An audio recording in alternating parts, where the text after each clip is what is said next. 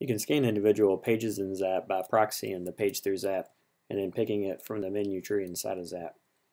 So to start with, we'll go ahead and start ZAP.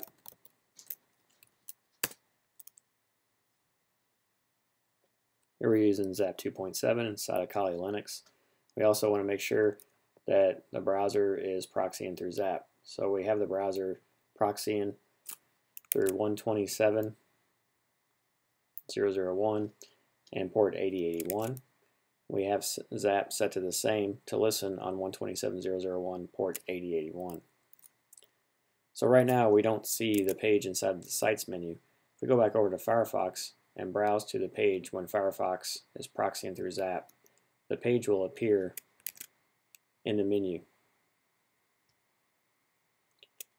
So what we want to do is we want to go ahead and submit the form on the page so that we can show ZAP how to use the page normally. So we'll just put anything into the username password field, hit submit. We'll see the request over here in ZAP. We can right click on it, say attack and active scan. We'll see the page listed as the starting point, and then we'll go ahead and start the scan.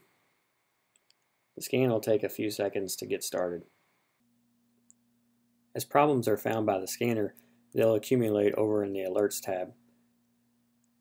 In this example, we see that the scanner has already found cross-site scripting.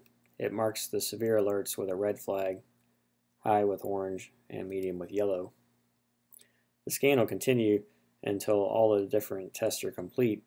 Then at the end, you'll see the various problems listed under alerts.